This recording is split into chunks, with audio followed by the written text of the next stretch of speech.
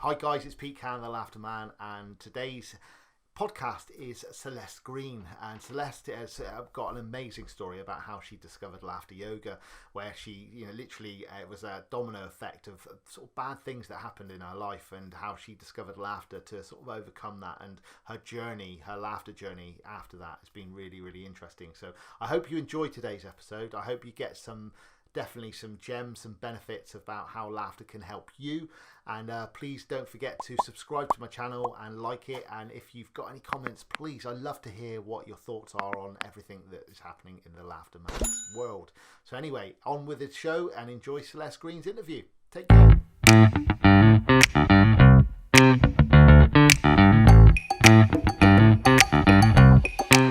Hey guys, it's this week's episode of Laughter and Positivity with Pete, and today I am so excited I fell back nearly there to be joined by Celeste Greene, who is a certified laughter yoga teacher, laughter ambassador from Atlanta, Georgia. She has been laughing on purpose for over a decade. That's amazing. How are you, Celeste? I'm doing great, Pete. Thanks so much for having me.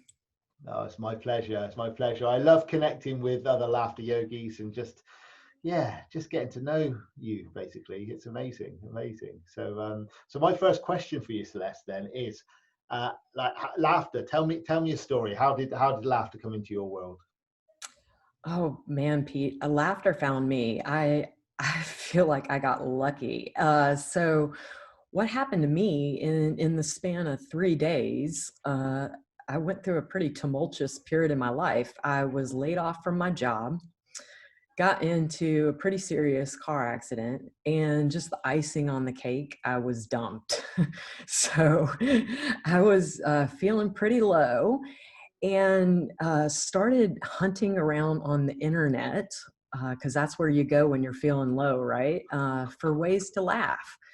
I had done improv comedy in the past, and knew that that might not be the best place for me if I definitely wanted to get laughter.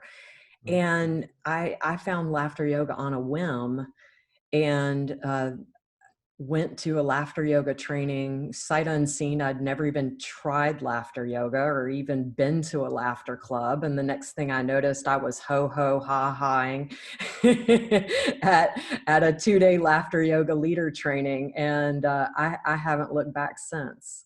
Oh, amazing. So you just dived straight in. You didn't see any videos or anything. You just went, let's just go. I just went straight in, and it's funny. It's only after I got certified as a laughter yoga leader did I even discover that they already had laughter clubs where I lived, and was able to connect with them. Yeah, and everything for me has happened really organically. I came home from this laughter yoga leader training, and I knew my life had been forever changed, and I just wanted to share it with anybody I could. So I, set up a little website on a whim, and the next thing I noticed, I had companies contacting me for corporate team building events and things like that, and it's just been one great good fortune after the other. Oh, sorry, my phone That's all ringing through right. my That's fine. computer.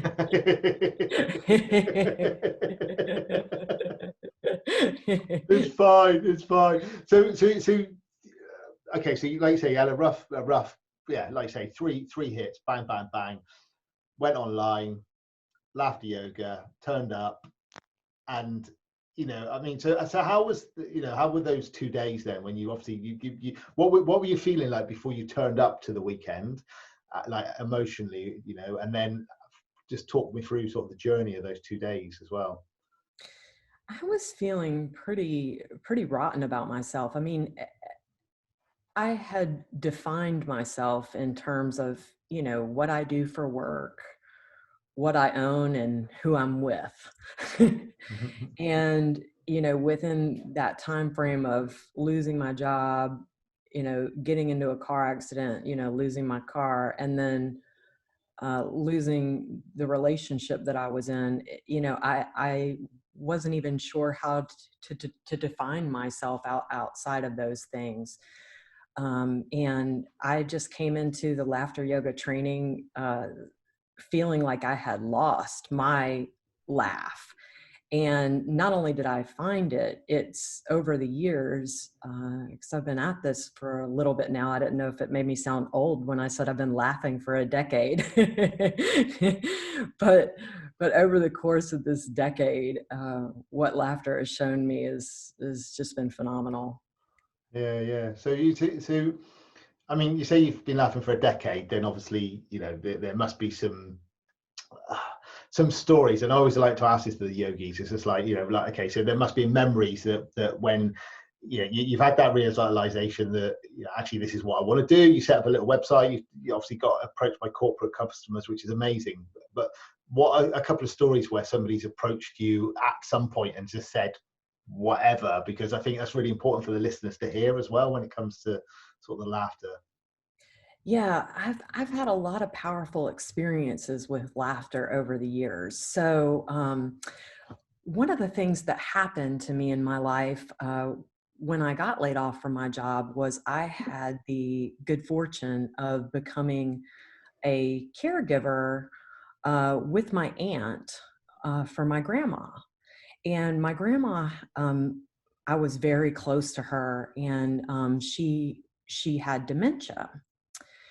And my grandmother and I had always shared so much laughter over the years. Like, some of my fondest memories are laughing my head off with my grandma. And I don't know if you realize this, Pete, but when a person gets severe dementia, they can only understand about 1 out of every 4 words that are spoken. And so my grandmother and I used to connect with humor and laugh. And suddenly my ability to communicate with my grandma, I thought had been lost. And so I had just found out about this laughter yoga thing. And so here was my grandmother living in an assisted living community. And I started offering laughter yoga to the elders who lived there. And getting to laugh with my grandma again, unconditionally, uh, is priceless. And my grandmother thought I was a lot of different people over the years. She thought I was an airline pilot, a nurse. I'm none of those things. But I remember one day I came to visit her at the nursing home. Now she was living in a nursing home. And I remember her walking into the day room where she was sitting with some of her peers. And here my grandmother didn't remember anything. And she was just telling them, she was like, yeah, you just laugh. That's all you do. You just laugh. And hearing my grandmother telling them about laughter yoga from her experience was just priceless. And getting the ability to laugh with my grandmother again without being reliant on language is just priceless. Yeah, amazing, amazing. So did you used to, like, say, you used to, every time you visited your grandma, you used to do the little laughter sessions with all the people in the home, like? Yeah, so it started out as a way to get my grandmother had suffered a fall.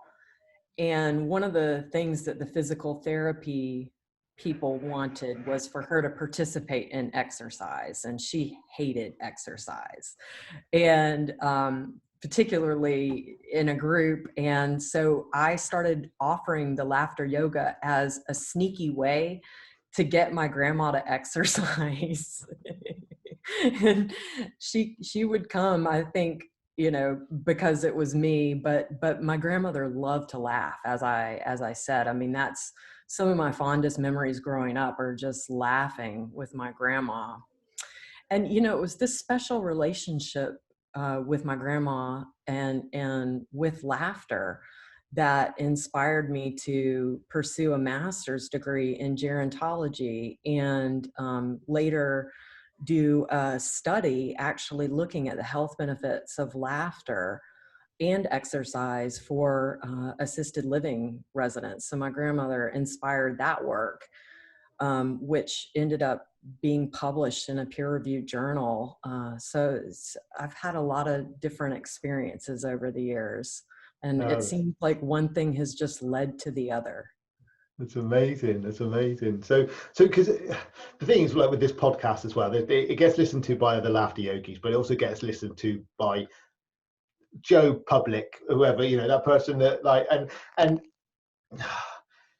you know how hard it is, as I do, to try and educate people, not tell them, educate them that actually you can laugh for no reason and it's fine. And I'm 45, but this is what I like to be like. It's fine.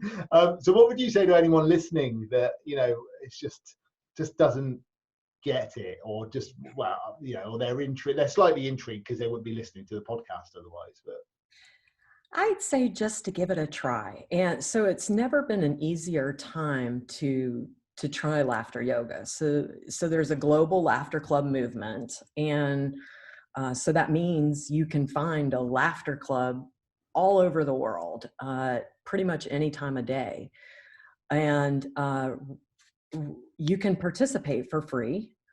So the only thing that you have to waste is your time.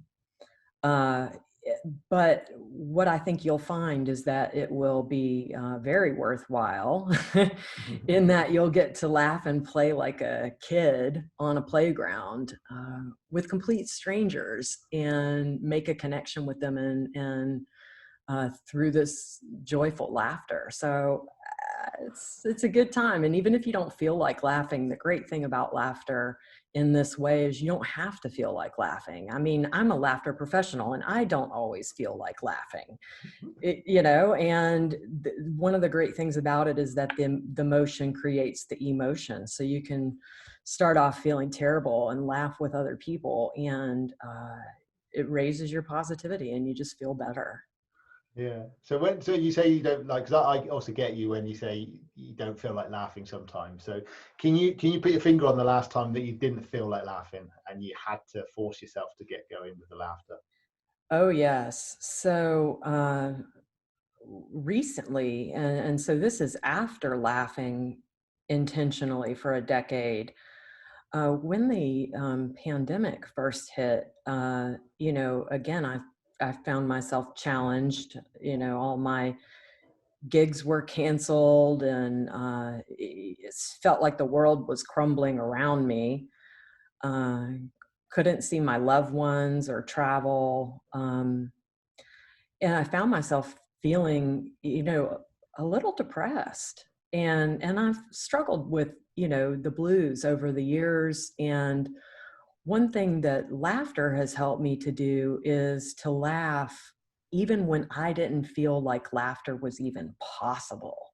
So, any of your listeners who have ever struggled with depression or who are living with depression, they likely know, things that you would normally enjoy, you don't enjoy doing. I normally enjoy laughter, but when I feel depressed, I have a hard time enjoying anything. And so that's the really wonderful thing about just going through the motions of laughter, just making laughing sounds. Usually it happens that when I make laughing sounds, it makes me really laugh. Yeah. But even if I'm not feeling like laughing or feeling like laughter is possible for me, even just making the sounds is healthy and can help to lift me out of, some of those darker places.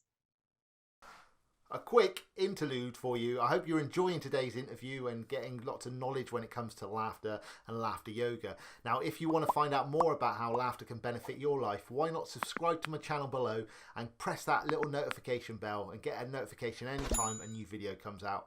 Now, on with the interview. No, I hear you. I mean, I'm the same. I the other morning, so I'm on Clubhouse at the moment and doing sort of these laughter at 8 o'clock in the morning. And there's been a morning where I woke up at 5 to 8 and Chloe just was really surprised that I didn't bounce out of bed, but I was just like, right, okay, let's go and laugh.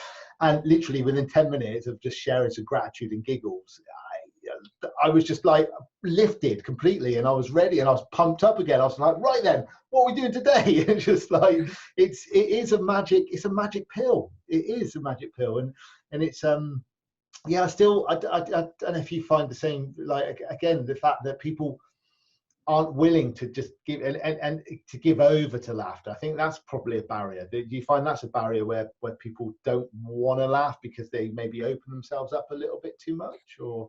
It can be a barrier, and I like that, Pete, what you're talking about, to give over to the laughter. And there is some part of that on the other individual's side. You know, I can come and, you know, provide some exercises and get you making laughing sounds, but it's when you give over into the playful interaction, that's where the gold is because the playfulness breeds more laughter, the laughter breeds more playfulness, and then you're just in a spiral of joy. Like a vortex, isn't it? It's like, yeah. It is like that. Oh, it's amazing! It's amazing. So I always encourage any laughter yogi to bring their two favorite laughs to the to now. So basically, so what's your first laugh? We're going to do a laughing exercise together. All right, this first laugh is called gibberish punchlines, and we're going to celebrate that we are able to laugh without jokes. So what we're going to do is, both at the same time, we're going to both deliver the punchline of a joke in a language that doesn't make sense to anybody, gibberish. And then we are going to laugh at each other's joke like it's the funniest thing we've ever heard. All right? Gibberish punchlines, ready, go.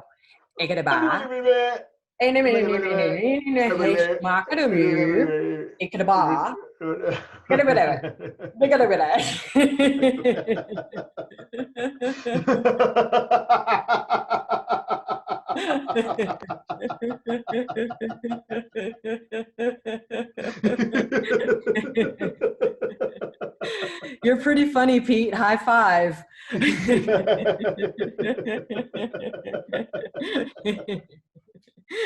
Oh, it's brilliant. It's brilliant. I love that. I love that one. Okay, second one then. The second one is my favorite song is on laughter. And so what we're going to do is imagine that we're putting on a pair of like really fancy headphones, and we are listening to our favorite song through them on full blast, and we're just going to laugh and dance. All right, ready? Go.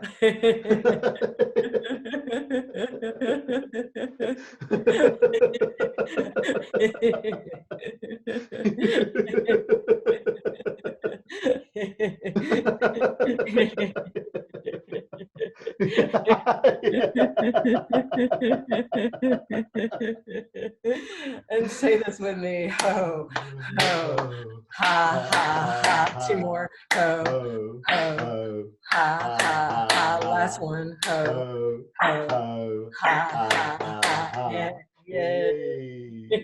Amazing, amazing. It's seeing that one there. Sorry, because obviously people who are watching can watch, but if you're listening, we were holding our hands on our headphones. But I want to just show you this exercise I did the other day with somebody that just had me going, because we were talking about Zoom meetings, and she said that she'd hired a goat to come and sit in one of the meetings. Have you seen this, where people have goats in their meetings? So literally one of the screens is a goat, and I'm just like, that's brilliant.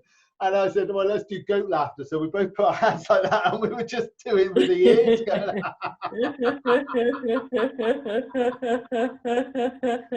Just so funny. Oh, so yeah.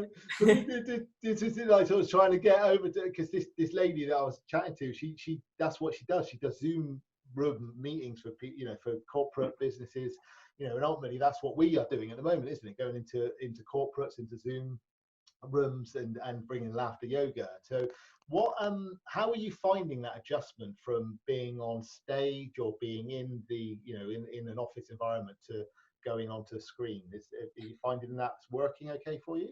Yeah, so I didn't do a lot of online laughter yoga before the pandemic. Although I had done laughter yoga for 10 years, all of my work had been in person. I know that there are Skype laughter clubs and all that. I never found myself participating. And when the pandemic hit and all of a sudden we were all online, you know, um, I wasn't sure how the laughter yoga would translate, but I find that it translates really well on Zoom and the other platforms. You know, it's not about the platform, but Mm. it and also what I've really enjoyed is connecting with my worldwide community. So previously I was only doing laughter yoga with my local community, local businesses, you know, some travel of course, but Mhm. pretty much the Atlanta area and the Southeast. And since this all happened, I'm connecting with people from all over the world, companies all over the world, without having to leave my little office. So um, I'm quite enjoying myself, and I fully intend to continue my free laughter club that was in person Mhm. is now online, and I plan to continue the online club, even, you know, when things go back to normal, whatever that is, because I'm having so much fun uh, expanding my reach in that way. Mm. Amazing, amazing. And do you ever get put off by I'm just completely going off the script at the moment, but it's just a little bugbear I get. And I get it. Like when you do a corporate, because obviously you do corporate as well, is that when you've got people in the room that don't want to be there, does that ever put you off when you're looking at the screen and there's maybe someone on there that is like not engaged with what you're doing? Yeah, I mean, that can happen. I find that I tend to have an easy time getting people to engage, but sometimes what I've found is it might be a company's culture not to turn their cameras on, and so I Mm. might find myself, you know, alone with a bunch of people that don't have their camera on, and that can be a little strange because you don't see them, but they see you. That being said, I've only found myself in that situation, you know, a handful of, you know, one or two times. Mm. I just pretended I was making a video, Yeah. and that because I make laughter yoga videos where I'm laughing to a camera, and so in those instances, I just pretend I'm making a video.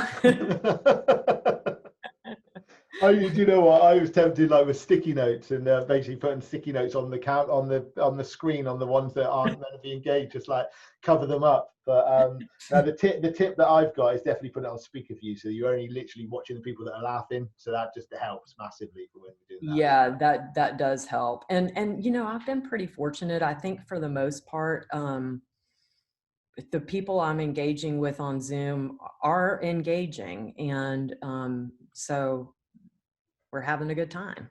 Well, that's good. That's good. It's sharing the laughter, love. So what other positive habits do you have during your day? So I'm a big meditator. I've also been meditating for a decade now, and I actually am a volunteer at a local meditation center, and I teach meditation classes too.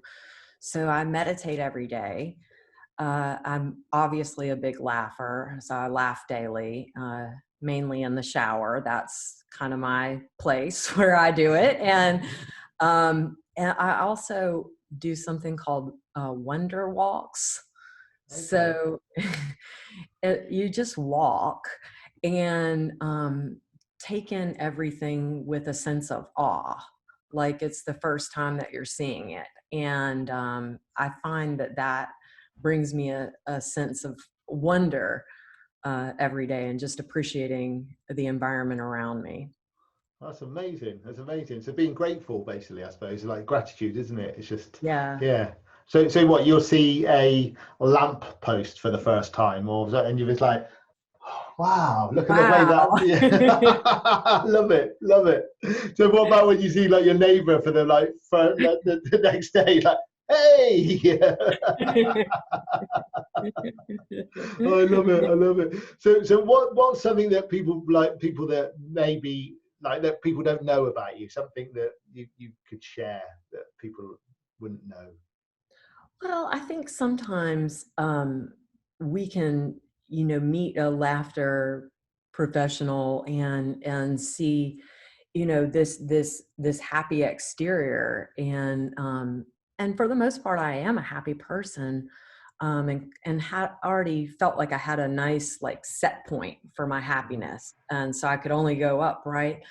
But that we all experience hard times and persevere through difficulties, and I guess so that it's not all rosy. I mean, there's hardships along the way, and there's times where my laughter has been tested, uh, and and it's difficult times, and luckily, I found my laughter on the other side of some of those challenges. Yeah, that's amazing. That's amazing. So, because I mean, like 10 years is a long, that's a long stint. That's a decade, like you say, it's a decade of laughter.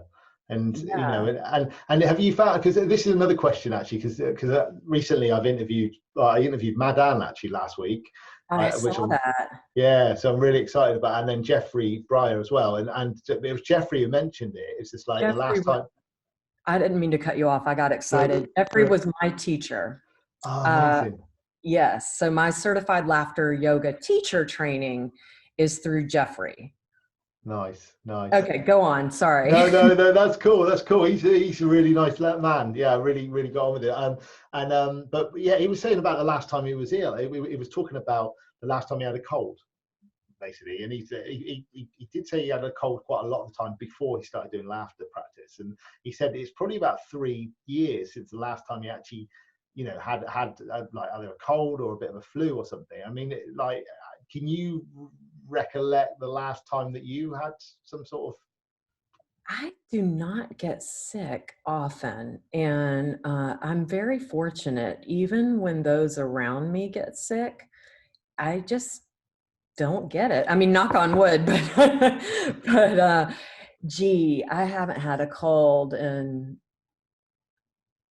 a couple years, Hmm. maybe.